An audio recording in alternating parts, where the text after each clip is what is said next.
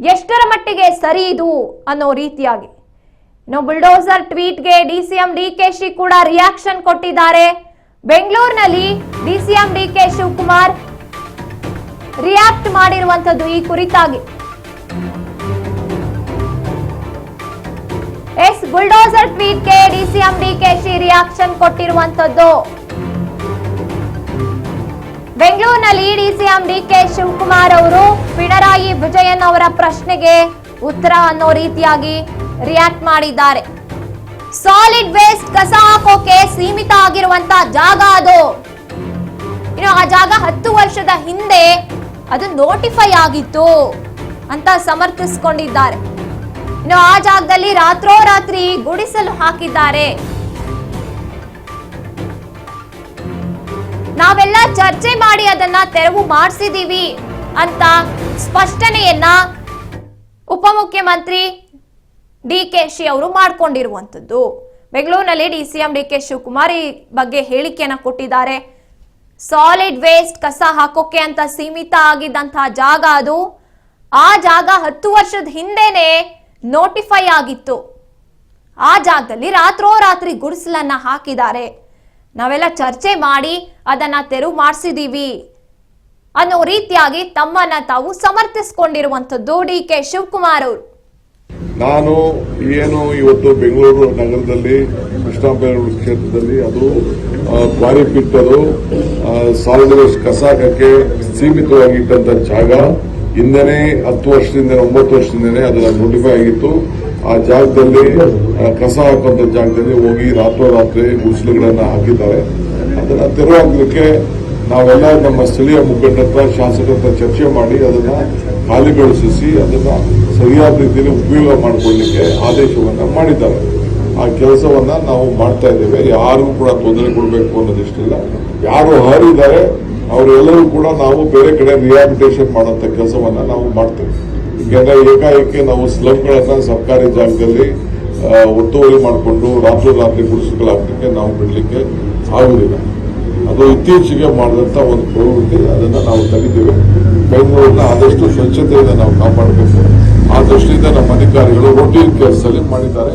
ನಾನು ವರದಿ ಕೇಳಿದ್ದೀನಿ, ವರದಿ ಕೊಡ್ತಾ ಇದ್ದೇನೆ. ನಾನು ಏನು ಇವತ್ತು ಬೆಂಗಳೂರು ನಗರದಲ್ಲಿ ಕೃಷ್ಣಾಪೇರೂರು ಕ್ಷೇತ್ರದಲ್ಲಿ ಅದು ಕ್ವಾರಿ ಪಿಟ್ ಅದು ಸಾಲಿಡ್ ವೇಸ್ಟ್ ಕಸ ಹಾಕಕ್ಕೆ ಸೀಮಿತವಾಗಿದ್ದಂತ ಜಾಗ ಹಿಂದೆನೆ 10 ವರ್ಷದಿಂದ 9 ವರ್ಷದಿಂದನೇ ಅದನ್ನ ನೋಟಿಫೈ ಆಗಿತ್ತು. ಆ ಜಾಗದಲ್ಲಿ ಕಸ ಹಾಕುವಂತ ಜಾಗದಲ್ಲಿ ಹೋಗಿ ರಾತ್ರೋರಾತ್ರಿ ಗುಡಿಸಲುಗಳನ್ನ ಹಾಕಿದ್ದಾರೆ. ಅದನ್ನ ತೆರವಾಗಲಿಕ್ಕೆ ನಾವೆಲ್ಲ ನಮ್ಮ ಸ್ಥಳೀಯ ಮುಖಂಡರ ಶಾಸಕರ ಚರ್ಚೆ ಮಾಡಿ ಅದನ್ನ ಖಾಲಿಗೊಳಿಸಿ ಅದನ್ನ ಸರಿಯಾದ ರೀತಿಯಲ್ಲಿ ಉಪಯೋಗ ಮಾಡಿಕೊಳ್ಳಲಿಕ್ಕೆ ಆದೇಶವನ್ನ ಮಾಡಿದ್ದಾರೆ. ಆ ಕೆಲಸವನ್ನ ನಾವು ಮಾಡ್ತಾ ಇದ್ದೇವೆ. ಯಾರಿಗೂ ಕೂಡ ತೊಂದರೆ ಕೊಡಬೇಕು ಅನ್ನೋದಿಷ್ಟಿಲ್ಲ. ಯಾರು ಹಾರಿದ್ದಾರೆ ಅವರೆಲ್ಲರೂ ಕೂಡ ನಾವು ಬೇರೆ ಕಡೆ ರಿಹಾಬಿಲಿಟೇಷನ್ ಮಾಡುವಂತ ಕೆಲಸವನ್ನ. ಇನ್ನು ಈ ವಿಚಾರದ ಬಗ್ಗೆ ನಮ್ಮೊಂದಿಗೆ ನೇರ ಸಂಪರ್ಕದಲ್ಲಿ ನಮ್ಮ ಪ್ರತಿನಿಧಿ ಬಸವರಾಜ್ ಇದ್ದಾರೆ. ಅವರೇ ಹೇಳ್ತಾರೆ, ಏನಿದು ಹೊಸ ರೀತಿಯ ಟ್ವಿಸ್ಟ್ ಇಲ್ಲಿ ಬರ್ತಾ ಇದೆ, ಬುಲ್ಡೋಸರ್ ರಾಜಕೀಯ ಅನ್ನುವಂಥದ್ದು ಅನ್ನೋ ರೀತಿಯಾಗಿ. ಬಸವರಾಜ್, ಇದ್ರ ಬಗ್ಗೆ ನಿಮ್ಗಿರುವಂತ ಮಾಹಿತಿಗಳನ್ನ ಹೇಳ್ತಾ ಹೋಗೋದಾದ್ರೆ. ಕೋಗಿಲೆ ಕ್ರಾಸ್ ಲೇಔಟ್ನಲ್ಲಿ ಏನು 200ಕ್ಕೂ ಹೆಚ್ಚು ಮನೆಗಳನ್ನು ಕೂಡ GBA ವ್ಯಾಪ್ತಿಗೆ ಬರ್ತಕ್ಕಂತಹ ಏನು 200 ಎಕರೆ ಜಾಗದಲ್ಲಿ ಒಂದು ಅಕ್ರಮವಾಗಿ ಒಂದು ಜಾಗವನ್ನು ಕೂಡ ಅತಿಕ್ರಮಣ ಮಾಡಿಕೊಂಡಿದ್ರು, ಗುಡಿಸಲುಗಳನ್ನು ಕೂಡ ಹಾಕೊಂಡಿದ್ರು ಅನ್ನುವಂಥದ್ದು GBA ಅಧಿಕಾರಿಗಳು ಅದನ್ನ ಸಭೆ ಮೇಲೆ ಸಭೆ ನಡೆಸಿ ಅಲ್ಲಿ ಅವನ್ನೆಲ್ಲವನ್ನು ಕೂಡ 200 ಮನೆಗಳನ್ನು ಕೂಡ ತೆರವು ಮಾಡುವಂತ ಕಾರ್ಯವನ್ನು ಕೂಡ ಮಾಡಿದ್ರು. ಅಲ್ಲಿ ಇರ್ತಕ್ಕಂಥ ವಾಸಿಸ್ತಕ್ಕಂಥ ಜನರು ಕೂಡ ಸಾಕಷ್ಟು ಪ್ರತಿಭಟನೆ ಮಾಡಿದ್ರು. ಎಲ್ಲ ಒಂದು ಕಡೆ ನಮಗೆ GBA ಅಧಿಕಾರಿಗಳು ಯಾವುದೇ ರೀತಿ ನೋಟಿಸ್ ಅನ್ನು ಕೂಡ ಕೊಟ್ಟಿಲ್ಲ, ಏಕಾಏಕಿ ಬಂದು ಈ ಒಂದು ಮನೆಗಳನ್ನ ತೆರವು ಮಾಡಿದ್ದಾರೆ, ನಮ್ಮ ಎಷ್ಟೋ ಕುಟುಂಬಗಳು ಕೂಡ ಬೀದಿಗೆ ಬಿದ್ದಿವೆ ಅನ್ನುವಂಥದ್ದನ್ನು ಕೂಡ ಆಕ್ರೋಶವನ್ನು ಹೊರಹಾಕಿದ್ರು. GBA ವ್ಯಾಪ್ತಿಯ ಅಧಿಕಾರಿಗಳಿಗೆ ಸಾಕಷ್ಟು ಒಂದು ಕಡೆ ಆಕ್ರೋಶವನ್ನು ಅವರ ವಿರುದ್ಧ ಪ್ರತಿಭಟನೆ ಮಾಡಲಿಕ್ಕೂ ಕೂಡ ಮುಂದಾಗಿದ್ರು. ಹಾಗಾಗಿ ಈ ಒಂದು ವಿಚಾರಕ್ಕೆ ಸಂಬಂಧಪಟ್ಟಂತೆ ಕೂಡ ಇದೀಗ ಕೇರಳ CM ಆಗಿರ್ತಕ್ಕಂಥ ಪಿಣರಾಯಿ ವಿಜಯನ್ ಅವರು ಕೂಡ ಒಂದು ಟ್ವೀಟ್ ಮಾಡಿ ಕರ್ನಾಟಕ ರಾಜ್ಯ ಸರ್ಕಾರದ ಒಂದು ನೀತಿಗೆ ಒಂದ್ ಕಡೆ ಒಂದು ಕಿಡಿಕಾರಿರ್ತಕ್ಕಂಥದ್ದು, ಒಂದ್ ಕಡೆ ಎಲ್ಲೋ ಒಂದ್ ಕಡೆ ಬುಲ್ಡೋಜರ್ ರಾಜ್ ಅಂತಕ್ಕಂಥ ನೀತಿಯನ್ನ ಅನುಸರಿಸ್ತಾ ಇದೆ ಕರ್ನಾಟಕ ಸರ್ಕಾರ. ಮುಸ್ಲಿಂ ಕುಟುಂಬಗಳು ಬೀದಿಗೆ ಬಿದ್ದಿವೆ ಅನ್ನುವಂಥದ್ದನ್ನು ಕೂಡ ಟ್ವೀಟ್ ಮಾಡಿರ್ತಕ್ಕಂಥದ್ದು. ಹಾಗಾಗಿ ಈ ಟ್ವೀಟ್ ವಿಚಾರಕ್ಕೆ ಸಂಬಂಧಪಟ್ಟಂತೆ ಇದೀಗ ಏನು DCM DK ಶಿವಕುಮಾರ್ ಅವರು ಕೂಡ ಅದಕ್ಕೊಂದು ಕ್ಲಾರಿಟಿ ಕೊಟ್ಟಿರ್ತಕ್ಕಂಥದ್ದು. ಅಲ್ಲಿ ನಾವು ಏಕಾಏಕಿಯಾಗಿ ಬೀದಿಗೆ ಕುಟುಂಬಗಳನ್ನ ಹಾಕಿಲ್ಲ. ಒಂದ್ ಕಡೆ ಅದು 10 ವರ್ಷಗಳಿಂದಲೇ ಕೂಡ ಅದು GBAಗೆ ಒಂದು ನೋಟಿಫೈ ಆಗಿತ್ತು ಆ ಜಾಗ. ಈ ಒಂದು ಇನ್ನು ಅಲ್ಲಿ ಏಕಾಏಕಿ ಗುಡಿಸಲುಗಳನ್ನ ಹಾಕಿಕೊಂಡಿದ್ರು. ಹಾಗಾಗಿ ಅತಿಕ್ರಮಣ ಮಾಡಿರ್ತಕ್ಕಂಥ ಜಾಗವನ್ನ ನಮ್ಮ ಅಧಿಕಾರಿಗಳು ಅದನ್ನೆಲ್ಲ ಪರಿಶೀಲನೆ ಮಾಡೇ ಒಂದ್ ಕಡೆ ಅದನ್ನ ತೆರವು ಮಾಡುವಂತ ಪ್ರಯತ್ನವನ್ನು ಕೂಡ ಮಾಡಿದ್ದಾರೆ. ಅದಕ್ಕೆ ನಾವು ಕೂಡ ಅಂದ್ರೆ ಯಾರು ಅರ್ಹರಿದ್ದಾರೆ ಅವರಿಗೆ ಮತ್ತೆ ಬೇರೆ ಕಡೆ ಜಾಗವನ್ನ ವ್ಯವಸ್ಥೆ ಮಾಡಿಕೊಡ್ತೇವೆ.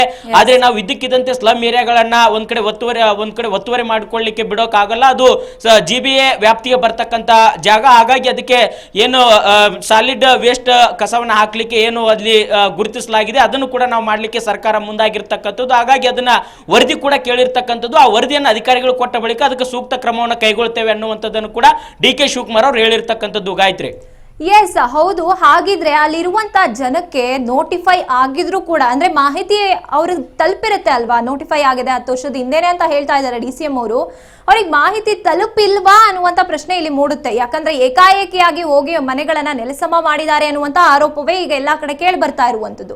ಅವ್ರಿಗೆ ಗೊತ್ತಾಗಿತ್ತಾ ಇವರು ಈ ರೀತಿ ಮಾಡ್ತಾರೆ ಅಂತ ಅಲ್ಲಿರುವಂತ ವಾಸಿಸ್ತಾ ಇರುವಂತ ಜನರಿಗೆ ಅನ್ನೋ ಪ್ರಶ್ನೆ ಮೂಡುತ್ತೆ. ಇದ್ರ ಬಗ್ಗೆ ಹೇಳೋದಾದ್ರೆ ಗಾಯತ್ರಿ, ಒಂದ್ ಕಡೆ ಅಲ್ಲಿ 200 ಮನೆಗಳನ್ನ ಹಾಕೊಂಡಿರ್ತಕ್ಕಂಥ ನಿರ್ಮಾಣ ಮಾಡ್ಕೊಂಡಿರ್ತಕ್ಕಂಥ ಹಿನ್ನೆಲೆಯಲ್ಲಿ ಅವಾಗ ಅವರು ನಿರ್ಮಾಣ ಮಾಡುವಂತ ಸಂದರ್ಭದಲ್ಲೇ GBA ಅಧಿಕಾರಿಗಳು ಅದನ್ನು ಅವರಿಗೆ ಸೂಚನೆ ಕೊಡಬೇಕಾಗಿತ್ತು. ಅಥವಾ ಅವರು ಮನೆ ಕಟ್ಟುವಂತ ಸಂದರ್ಭದಲ್ಲೂ ಕೂಡ ಅವರಿಗೆ ಅಲ್ಲಿ ಇದು GBA ವ್ಯಾಪ್ತಿಗೆ ಬರ್ತಕ್ಕಂಥ ಭೂಮಿ, ಇದನ್ನ ನೀವು ಇಲ್ಲಿ ನೀವು ಮನೆ ಕಟ್ಟೋ ಆಗಿಲ್ಲ ಅಥವಾ ಇಲ್ಲಿ ಗುಡಿಸಲು ಹಾಕೋ ಆಗಿಲ್ಲ ಅನ್ನುವಂಥದ್ದು ಹೇಳಬೇಕಾಗಿತ್ತು. ಆದ್ರೆ ಆ ಒಂದು ಸಂದರ್ಭದಲ್ಲಿ GBA ಅಧಿಕಾರಿಗಳು ನಿರ್ಲಕ್ಷ್ಯ ತೋರಿದ್ರ ಅನ್ನುವಂಥ ಪ್ರಶ್ನೆ ಕೂಡ ಕಾಡ್ತಾ ಇದೆ. ಮತ್ತೆ ಇನ್ನೊಂದು ಕಡೆ ಅವರಿಗೆ ತೆರವು ಕಾರ್ಯ ಮಾಡಬೇಕಾದ್ರೆ 3 ತಿಂಗಳ ಮುಂಚೆನೆ ಒಂದು ನೋಟಿಸ್ ಕೊಡಬೇಕು.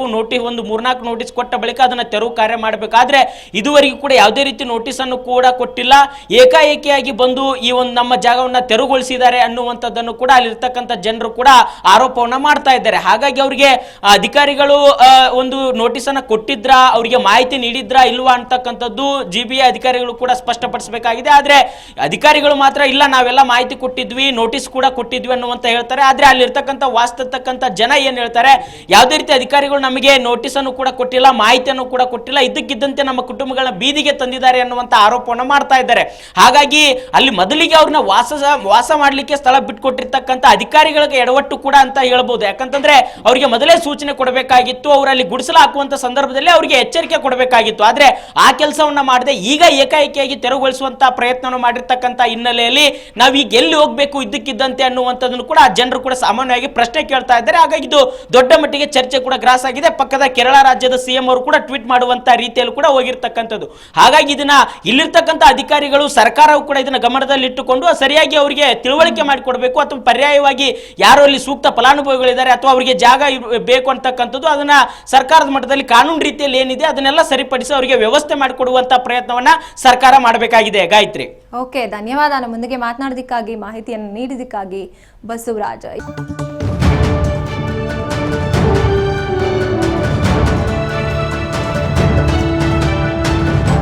ರಾಜ್ ನ್ಯೂಸ್ ಕನ್ನಡ.